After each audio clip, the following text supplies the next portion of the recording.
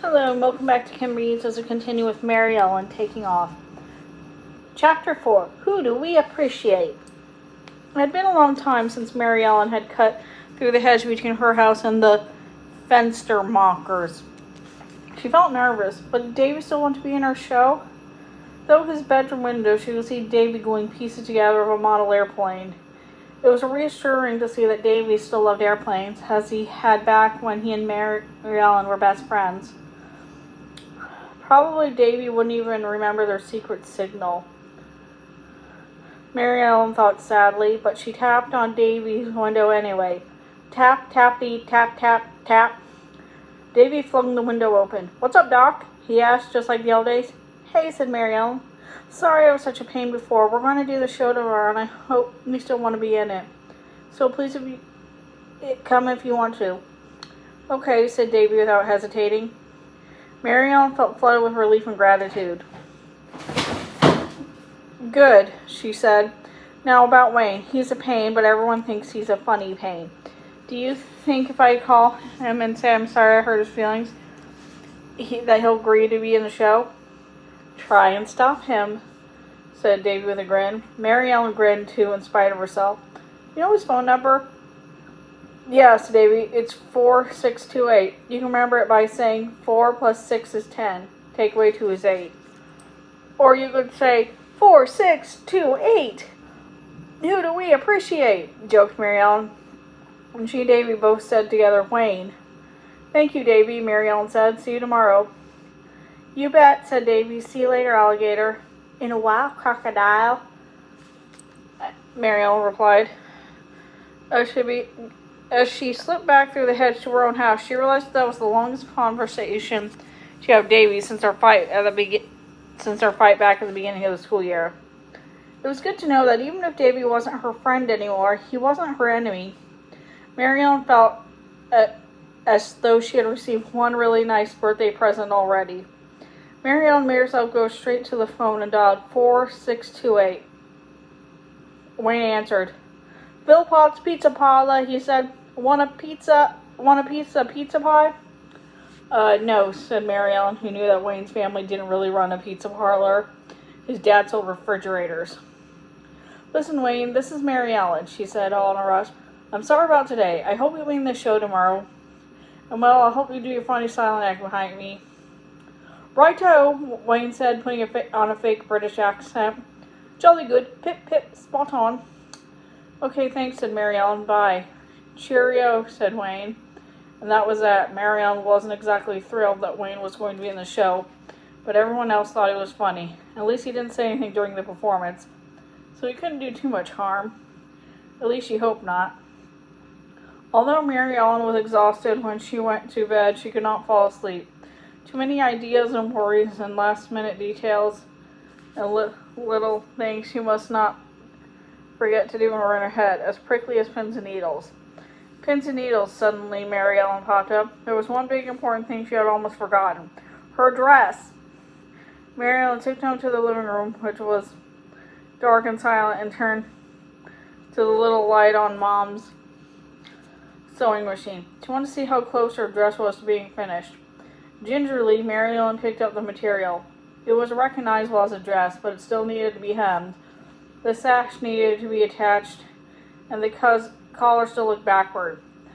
There's nothing she could do about the collar, but if she take the hem up and safety pin the sash on, she could wear the dress in the show. And as long as she didn't move around too much, it wouldn't fall apart. Maryellen went to the kitchen to get tape. When she went back to the living room, Joan was there. Joan had one finger stuck between the pages of her book, and she was peering down Maryellen's dress. She jumped when she saw Maryellen. "Yikes!" Joan whispered. "You startled me. What are you doing?" "Wait, don't tell me. You're going to finish your bridesmaid dress? With tape?" "Just the hem," said Maryellen quickly, "so I can wear it to the show tomorrow. Mom didn't have time to finish the hem or the sash, probably because she's busy with all the other wedding things." "Oh," groaned Joan. "Mom's knocking herself out over my wedding. I keep telling her that Jerry and I don't want a big deal, but she won't listen. I appreciate the work she's doing, but I just wish I could tell her to stop." "You want me to stop?" asked Mom, suddenly appearing in the hallway. Joan dropped her book and rushed over to hug Mom. Well, not everything, of course, she said, but the things that are too hard and headachy for you to do, yes. Mom smiled sadly. I guess I'm making the bridesmaid dresses is a headache. She said, I had better turn that job over to a real seamstress. Mom tilted her head. She looked at Maryellen's jealous. Did I sew that collar backward or is it upside down? Oh, well, I'm not very good at sewing, evidently. It's all right, Mom, Maryellen assured her. You're good at other things. Mom and Joan laughed. Mom said, I guess I got away with the details and lost sight of the big picture. You know what? I sort of did the same thing about my show, said Mom, said Maryellen. Sometimes it's easy to forget the reason for something that all got twisted up in the details. Your show, said Mom. Oh dear, what will you wear in your show tomorrow if you can't wear your bridesmaid dress? I'll think of something, said Maryellen, hiding her own disappointment. I know, said Joan. How about my pink prom dress? It'll be a bit big, but we can pin it. Or, she smiled at Maryellen, tape it. It was my first prom dress, remember? Of course I'll remember, said Maryellen. She had a fleeting flash of sorrow. Although the pink dress was pretty, it wasn't hers, but she said gratefully, Thanks, Joan. I'd love to wear it. Problem solved, said Mom, hanging Maryellen's unfinished bridesmaid on a hanger.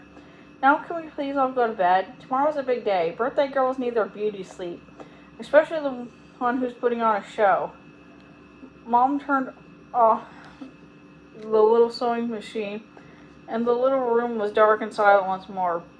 As Joan and Maryellen walked down the hallway to the room, Joan said softly, You're gonna look like $1,000,000 in the pink prom dress tomorrow, Ella Reenie. Wait and see. Maryellen peeked between the two sheets that were serving as curtain to high backstage, which was really the carport. Quite a good-sized crowd had come to see her show. Mrs. Stolman, Mrs. King, and Mrs. Fenstermacher sat in beach chairs in the back row, talking with Angela's mother and grandmother. Wayne's parents, Mr. and Mrs. Philpott, came too. Mr. Philpott had a Kodak movie camera, and he was standing at the end of the driveway, filming people as they dropped their dimes into the empty coffee can to pay their admission.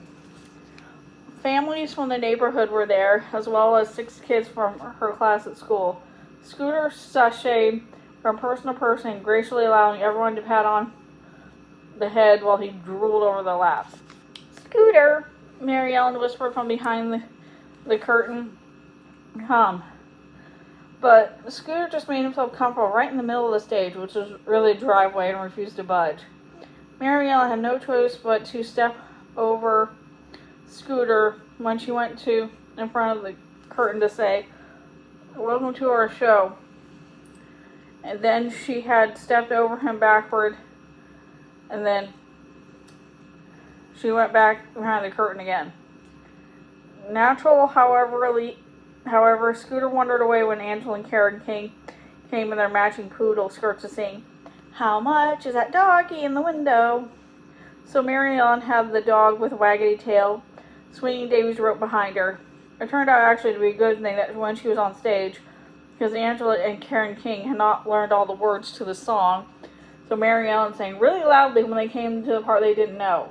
The audience clapped and cheered, and Angela and Karen King curtsied and smiled, and Maryellen darted backstage, gave Davy his rope, and they came back on stage so that Davy lassoed her. The audience oohed and awed every time Davy made the rope swoop over his head and then looped around her. Tom and Mikey's puppet act was next. The little boys were supposed to crouch behind a box and move their puppets around while Maryellen told a story. But Mikey stood up and waved his hand with the puppet on the audience. Everyone clapped and cheered, so much that Tom stood up and waved his puppet too, so Maryellen gave up on storytelling and let the little boy smile and wave until Carolyn began to play the music for Karen Stolman and Beverly's ballet dance. The music gave Maryellen time to run to her room and change. Maryellen flew into her bedroom and then screeched to a halt. She couldn't believe her eyes when she saw what was hanging on her closet door. It wasn't the pink prom dress. It was her gorgeous green bridesmaid dress. Finished. Perfect. The hem was hemmed, the sash was attached, and the collar was on the right way. Pinned to the dress was a note. Dear Ellie, a darling girl in a darling show deserves her own darling dress. Love, Mrs. Fenstermacher. Maryellen's heart was full of joy and gratitude as she slipped the dress over her head. Mom must have asked Mr.